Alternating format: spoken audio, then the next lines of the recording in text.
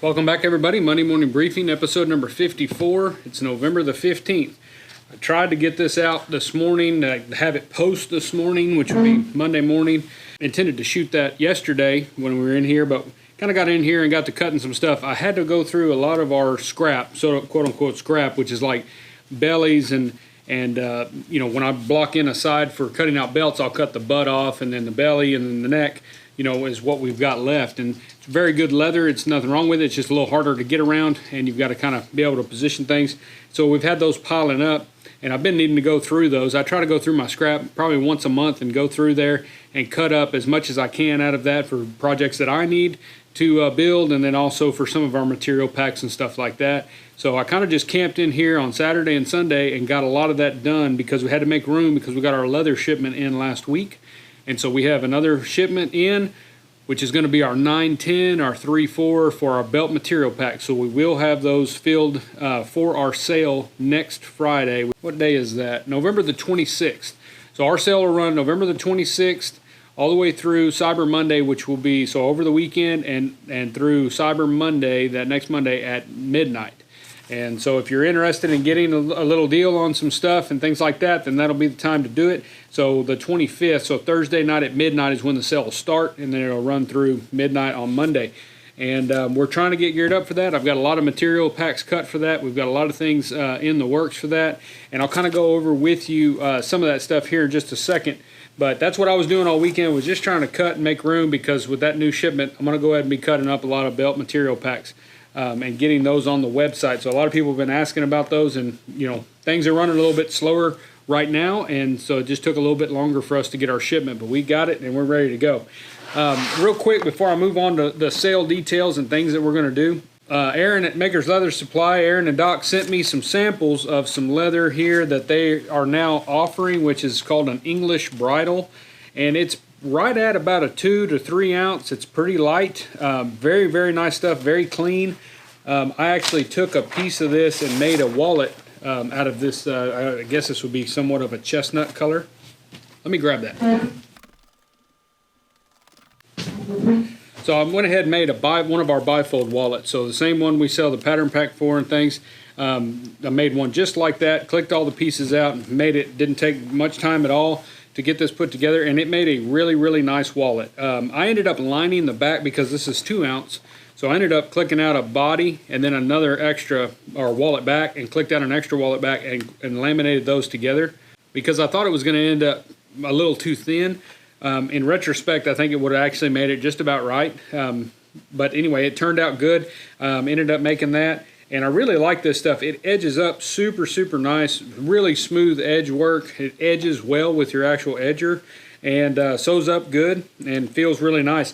I would, if you're interested in, you know, if you've tried the goat skin and stuff like that for interiors and want to make something that's a little bit different maybe, or something like that, this stuff is really nice. They do have this there at Maker's Leather Supply, so you can get in touch with them. I just wanted to, you know, he asked me if I'd try some. I was like, yeah, absolutely, because I'm always needing some kind of thinner stuff, you know, like our goat skin, kangaroo, stuff like that.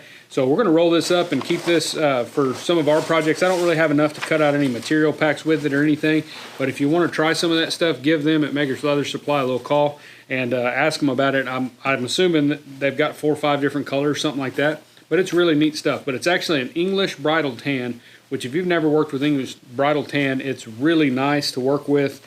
Like I said, edges up really nice, and the thicker stuff you can actually tool.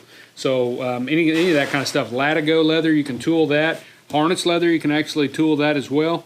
And the English bridle tools up really, really nice. If you've been following Aaron for quite a while or something, you probably know that he's a big fan of that English bridle leather and uses it quite a bit in what he does.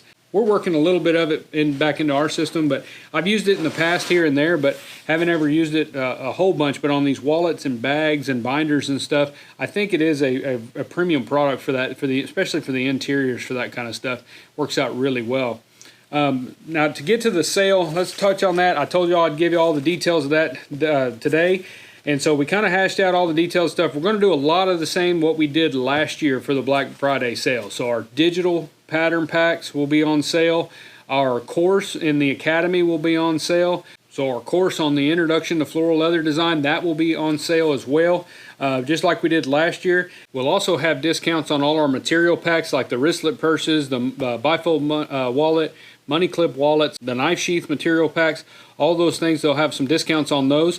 We will not be offering any discounts on the belt material packs just because the price on those is actually pretty close to where we need to be because leather's gone up. So unfortunately, we just don't have the room to move on the belt material packs. But we will have a good supply of those on the website. So if you're needing some belt material packs, they will be available. We should have, I haven't started cutting any of that stuff yet. I'll probably cut that this week. But as usual, we'll end up with the bulk of them in premium packs, and then we'll also probably end up with a certain amount of blemish packs. So you're more than welcome to take part of those. Like I said, none of this inventory on the material packs or any of that kind of stuff is going to go on the website until next week before the sale. So that'll all be ready to go once the sale starts. Everything will be on there, and you'll have an opportunity to get on there and get what you want. Like I said, a lot of those things, like the belt material packs, go fast. We will have some more wool skin packs. Those go super fast, and so when they're on there, like I said, the sale will start at midnight. All those products will go live. You'll have access to those, and you can kind of pick up what you need and go ahead and do that. We're also going to have a few Easter eggs across the website during the weekend. You'll want to be watching the cut bench page because on that page I'll be adding just various little things. So I've had some people ask about rope can lids, different things like that. I'll be cutting some of that stuff over the week and over the weekend as well, and we'll add that stuff. If something sells out, it may be sold out, we may add more. So if you do see something out of stock, you may just kind of keep checking back on it because I may start adding more stuff as we go along. It just depends on what all I get cut up. I may add some oddball, just ones and twos of some wristlet purses, things like that. Just kind of depends on what leather I have and what I can go through and cut. So the cut bench page is going to be something to be sure and check out over the weekend because there'll probably be a few, like I said, little Easter eggs in there, things, special items that we're not going to have a lot of, but we may have 1, 2, 3, 4, something like that on there, and we'll pop those on there as they become available. The printed packs will be on sale as well, kind of comparable to what the digital ones are, but they'll be higher priced just because of the printing. We've got to cover our cost on those. But we will have plenty of printed packs on the website, and we'll probably open back orders on the printed packs because our printer, we've got kind of a standing order on some of these. So if we do run out, you can definitely order those on back order, and we'll do our best to get them to you by Christmas as long as we can get them printed and to us, which they're usually pretty quick. So we can kind of go from there. We are not going to open back orders on any of the material packs. I've had a few people ask me about that for the sale. Are we going to allow back orders on any of those? Unfortunately, I can't do that.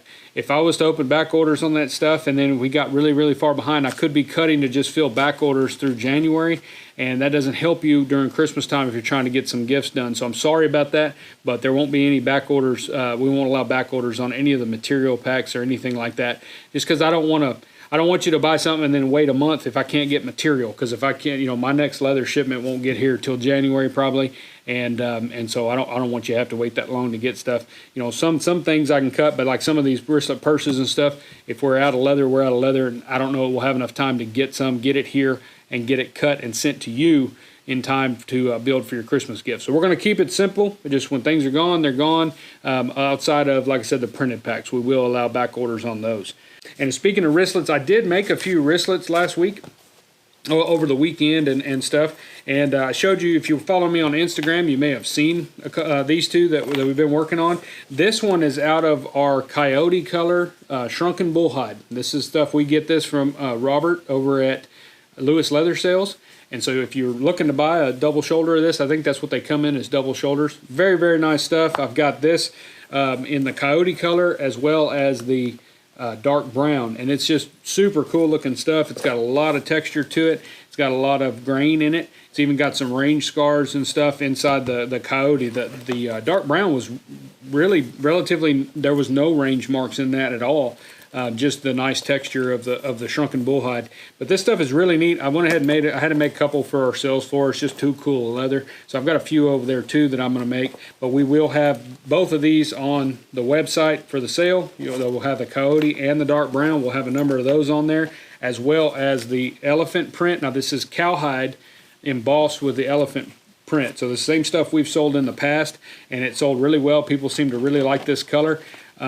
This stuff is, I've seen a lot of embossed stuff over my career and stuff, and most of it, it's okay, but it's just kind of cheap looking. This stuff here is super nice. Like when I make stuff, people actually, when they come in the shop, they think it's elephant. It sounds like elephant. It feels, really hard and tempered. It's just really, really pretty stuff. And so we've got a lot of this color that'll be on there. And then I also have this, which is a beautiful, just oil tan chap leather. It's a pebble grain, so it's got a lot of little grain in it. It's not a smooth finish. It's really nice, and it's got some weight to it. It's a heavy oil tanned. It's about a 4/6 ounce. And I haven't made a wristlet out of this yet, but I have one cut out over there, and I've got to tool the yokes for it. And I'm going to make one like out of this stuff. I did use this for the shave kits. So when I built the 2 shave kits I showed you last week, I did use this for the gusset in there, and it was beautiful for that. And so I haven't cut it all up. I'll have some of these on the website, and if I end up not using it, I may cut the rest of it up and pop it on there as well. So like I said, just kind of keep an eye on the website over that sale, because if we run out, I might add some more of this, because I do have more, but I really want to keep some of that for more shave kits, because I'm trying to build up some inventory for the sales floor out there. So if I can get a few more gussets out of there instead of wristlet purses, that's probably what I'm going to do. I try to keep stuff available for you guys, but I also like to steal some of the leather that comes in here and make stuff for myself for the sales floor. So I don't cut it all up just to sell as material packs. But I really like that stuff. I've got some other chap leather too that I may cut some out of, but I've got to experiment and make a couple of these wristlets with it, because I'm not sure how well it's going to turn. This stuff, the shrunken bullhide, turns beautifully. It's so easy to flip this around and to turn it into right side out, and makes a really nice seam. It's really good to work with. This one here I'm kind of curious on, because it does have a little bit of a firmer feel, and then I've got some other stuff that has a lot of pull up to it, and it's got an even firmer feel to that, and I'm just not sure how that's going to turn right side out. I'm going to make one, and I may tear it up. I may break the zipper deal like I did on that one I told you about a few weeks ago, but I'm going to go ahead and make one just to see. If it works out pretty decent, I'll probably cut some up and offer those on the website too, but and they'll be like it's almost like a gray color. I don't have a piece here with me right now, but it's almost like a gray color. I'll probably post something on Instagram about it, and we'll update y'all more next week as well, kind of let you know and get ready for the sale. One little thing that I did want to mention, if you're building these wristlet purses, this is something that I learned off my own build process here that made my job a lot easier. I'm going to probably start thinning these yoke panels down just a little bit more when I send these out as material packs. So if you notice them a little bit thinner, don't worry about that. It's not going to affect anything. You're going to be prepping your pieces for tooling anyway with either painter's tape, box tape, or cardboard or poster board, whatever you want to use. So it's not going to affect anything, but I think I've been making them a little bit heavy. This one here, I made it with the same size I send out in all of our material packs for the wristlet purses. And I had a little bit of trouble right here on the end, sewing it, because you're sewing it inside out. And so the thickness of this yoke runs a little close to where our seam is when you're sewing that on the machine. And so I had a little bit of trouble there. I don't remember having trouble on any other purses that I made, but maybe I just didn't notice it, or maybe it was just different leather or something as for the body. But I had a little trouble there where the foot was trying to fall off the edge of the yoke on the inside as we're sewing the seam of the body. And so we got through it, no big deal, but you kind of had to be tender with it and be careful.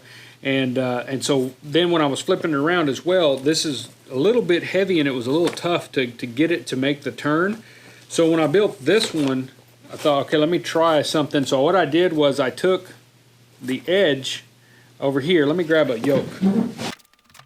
Okay, so I took the yoke here, and after I tooled it and everything else, I went ahead and I kind of sprayed this down with water on each end here, and I skived this down just a little bit, like maybe half this distance, maybe not even half, maybe a third of what the material thickness is here. I just kind of did a long taper and cut and skived some of that off on each end, and then I also took, and right in here, I skived just a little bit off, just about maybe a third of that thickness, just to skive it down, float it in, nice long taper. You don't want to ever do anything where it's a real abrupt change in thickness, because as you're sewing down this, it could cause a little added needle flexion in your machine as you're sewing, and you could break a needle or something like that. So you always want to kind of do a long tapered, or at least a nice modified tapered edge, so that you don't get that abrupt change in the landscape, so to speak, as you're sewing down. If you're hand sewing these, You don't even have to worry about that. You don't even have to worry about the thickness. The only thing the thickness would affect is turning it inside out or right side out. But most people are going to be sewing on a machine, so that's just something I noticed. So thinning down these edges on each end, it made it much easier to sew this seam as we got close to the yoke coming around. It made it a lot easier to sew there. I didn't have the presser foot issue, and then also this one actually was a little bit thinner than this, and so turning it inside out made it a lot easier. And so I think I'm going to start thinning them up. Like I said, if you've gotten these wristlet kits in the past, and you noticed how thick they were then or whatever, and then the new ones you're going to be getting, they may be a hair thinner. Don't worry about it. It shouldn't change anything. I think it's going to make your build process a little easier. I'm always trying to make it to where if you get a material pack from us or a pattern pack, like, they work, right? So I want to make them work and to where things go together well. I don't want you to have a problem because I'm not there with you, and I'm not going to be able to say, hey, knock a little bit of that off right there. It's going to make it easier when you sew. I'd rather just kind of do it here, because I think if I'm thinning them down a little bit, you won't even have to worry about skiving this edge right here. I'm just mentioning it here that you might try that if you have had trouble with that on your end as well. I maybe could have made the body pattern just a hair wider on each side, and then that would have given you a little bit more distance from the yoke to the seam that you're trying to sew. But I'm happy with the way the purse is finished out. I like the dies the way they are, because then the yoke kind of comes all the way to the edge and you don't see the body material on the outside edge of this. So it's kind of personal preference, just something that I kind of noticed. Wanted to pass that along just to kind of help you out, and when you're putting these together. And like I said, we've got a bunch of these cut out. I'm not even sure how many I've got to count for inventory, but we've got a lot. I cut up every bit of that leather that we showed you a couple weeks ago into wristlet purse packs, and we really appreciate it. Everybody really likes those. They always sell well. We run low on them most of the time during since we started selling them. We cut up a whole bunch of them, and they just steadily, people are always using them. So I'm sure y'all are making great little purses. I've seen, like I said, I've seen a lot of people add fringe to these, do a number of different things with them, and you can kind of change them up and make them your own. I think they're really cool. So we'll have a bunch of those on there as well. But as far as what else I've been working on, I've just been kind of working on these saddles. I cut a lot of saddle parts out over the weekend as well, and I got some horns. I got a horn over here I got to put on, and I got the skirts on this saddle here. And so the skirts are on it, so we're moving forward on it. I'm hoping to kind of make a lot of progress on that by this weekend. We're trying to do all of our cutting and everything and prep work for the sale this week, and that way next week I can kind of get ready and to launch that, and then we can kind of just work on our projects, because we've got quite a few projects to build. Just normal Christmas orders are starting to come in. So we're going to have a lot of time at the tooling bench coming up here pretty quick, where I'm going to be spending most of the day over there just tooling. And then, usually what I work at usually during Christmas time is I'll get, always recommend starting with your biggest projects. So if you write out all the orders that you have for Christmas, now would be the time to do that, to kind of make sure that you're leaving yourself enough time to get everything done. I would start with your largest items. So if belts are your largest item, then you would put the wallets off. Go ahead and do the belts first, because they're going to take you the most time. If you're building some rope bags or rope cans, that's a lot of tooling time. You've got a day in each panel on the rope bags. You've got a day in a rope can as far as just tooling. They go together quick after that. But you don't want to leave those bigger items till the end and then get close there down to the wire and have to have an 8-hour tooling session ahead of you. You can't really roll through a project and gain any time when you've got the tooling that's 8 hours long on something like that. So you want to be sure to leave yourself enough time. Do the big projects first, leave the small ones for the end. You can always kind of roll through those, do them in batches. That's something else. Like if you're going to do wallets, I'd put them all together. If you've got 12 or 15 orders for wallets, or 4 orders, or whatever you have, do all those wallets at the same time. Sit down and tool all 4 of them, all 6 of them, whatever it is. Tool them up, die, any kind of die work, anything like that, and then the assembly will go super fast. You would be really surprised to see how fast you can put together 6 wallets versus 1. It's not that much more time. You can probably put 6 wallets together in maybe 25% more of the time it would take you to put 1 together, just because you're doing everything kind of right there. You're already geared up. You're already holding the glue brush. You've already got everything laid out. Putting it all together, it goes really, really quickly. So always try to batch all the little stuff. I don't really take a lot of knife sheath orders and stuff like that for Christmas. We mainly just offer what we have made up. I don't make a ticket, for that usually. And but used to we did, and we might have 20 or 30 of those things to make for Christmas presents, or there's usually some wedding usually in the fall or something like that, so it's groomsman's gift or something like that. We would just batch them up, build them all at one time, two of them all at one time, throw them in a box, and dye them all, then put them all together. It's just a lot easier to do it that way.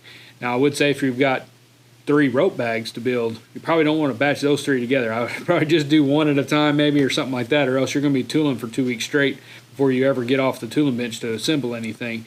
But that's the only thing. Just be mindful of your time as you're coming into this, and try to get everything done. I was visiting with another craftsman friend of mine the other day, and we both agreed that I think December the 10th is going to be our last ship date. I'm going to try to make it that way, to where I may end up shipping some stuff the next week or whatever. But I'd like to have everything done that needs to be shipped, out of state or whatever. I'd like to have all that done by December the 10th so that it's gone. It's got plenty of time to get there before Christmas, and if it does get misplaced, we've got time to track it and try to find it and then get it to them. And then all our other orders, like local pickups or whatever, I mean, even if somebody's within 45 minutes of here or whatever, we can deliver it if we need to. And we've done that many times, and most craftsmen will. Most of the guys I know, most of the people that I visit with and stuff, Christmas time, they're doing some driving there occasionally, meet somebody halfway or something like that, because you don't want to trust the post office or UPS if they're already, covered up, and if something happens, then, it's out of their control, it's out of your control, and then it doesn't get there in time. So December 10th, I think, is going to be my last ship date, and kind of go from there and just kind of see. Right now, I think I can hit that pretty easily, but like I said, I'm still taking a few here and there. Some stuff people are calling about, I'm pushing off until January just because I'm not going to have the time, not with still be making videos and doing that kind of thing, and keeping our stuff for you guys ready to go, and that way we're on the ball for that. That's all I got for you this week, guys. I appreciate everybody watching. Go to dgsaddlery.com and sign up for the Leathercraft newsletter. If you get a chance, you're going to want to do that before next week. And it's just a good thing to be a part of anyway, because we put things out there and usually push new items and products, and when we get more stuff in stock and stuff, we usually notify the newsletter first, and we also send out information and little tips and stuff through that as well. So be sure and sign up for that, and we'll see y'all next week in the Monday morning briefing.